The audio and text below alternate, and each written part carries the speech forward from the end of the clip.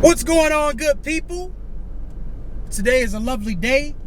Man, sometimes fall can produce some of the best days of the year.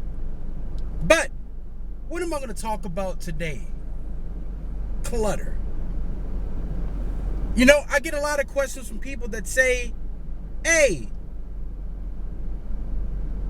my life feels like it's overwhelming. I have all types of information that I go to on my computer that I don't go back to. My room is a mess. My car is a mess. It just feels like I have no control over my life. Help me. Now, let me just say something. When I was finding out that I had ADHD, one of the first books I found when I was just trying to find out what is it that is going on, it was called How to Declutter Your Life. That was like the first step. Because I knew I wasn't so-called organized, right? But you have to understand that there's different types of people. If you look at the desk of Einstein, 3 days after he passed away, it was a messy desk. And actually Einstein said that, and I may not be saying this correctly, but it went something like this. If a clear desk is the sign of, of good things, basically, what is it? If he said a clutter desk is a sign of a person that's disorganized, what is a clean desk the sign of? I'm in this incubator right now with these entrepreneurs where we're trying to work on our ideas and products and things like that. And one thing that the guy said, who's handling the whole situation, said that, hey, you can leave your stuff up there, it's going to get messy. Now, sometimes in life you have to throw out different ideas in order to get a good one. Now, I'm not telling you that once you get something started good that you just stop and then start on something else. No, what I'm telling you is that every idea that you come across that you implement is not going to be a good one. God knows every idea that I've had has not worked. But the thing is that if you feel that you're not going back to that thing, get rid of it. Or, as an entrepreneur who is not trying to wear all the hats, get you some help. Get you a VA, virtual assistant, someone to help keep your email box okay, someone to help do the admin tasks that take away from your true gift.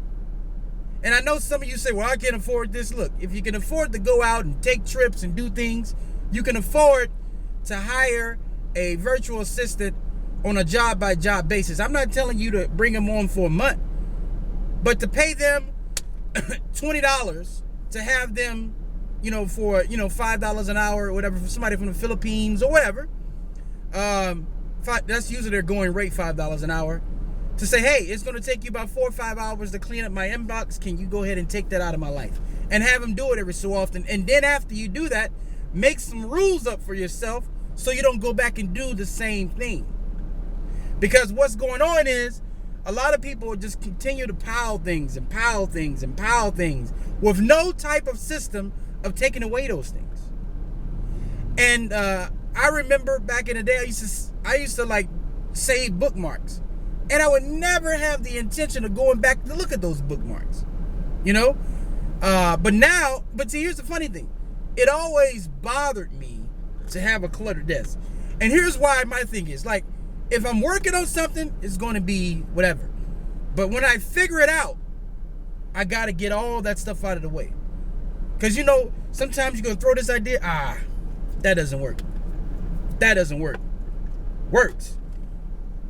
Throw away the junk that you're not going to use anymore and stick with what works. Because what we should be trying to do in our life is come up with a system of what we're going to do in the morning, when are our best peak hours to work, and work in those hours. What's the time limits we're going to put on to each task? We're not going to overwhelm ourselves. It's not about knocking out 20, 30, 40 things, right? It's not about that. It's about doing things that are going to be good for your brand, good for your job, good for your business, and only try to focus on those things.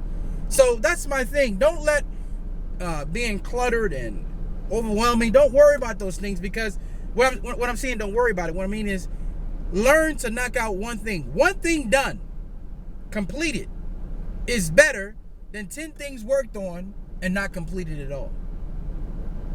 So every task that you're trying to do, even if you have to break the task down, let's say you have a big task.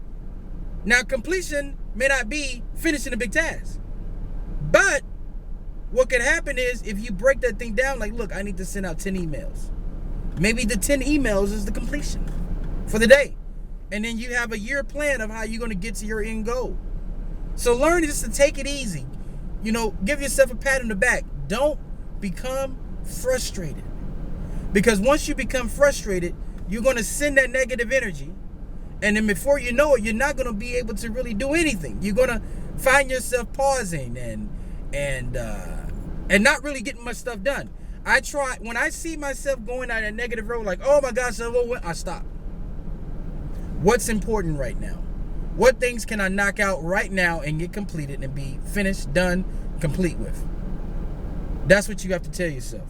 So, with that said, guys, thank you. And hopefully you guys are having a good day. And until next time, signing off.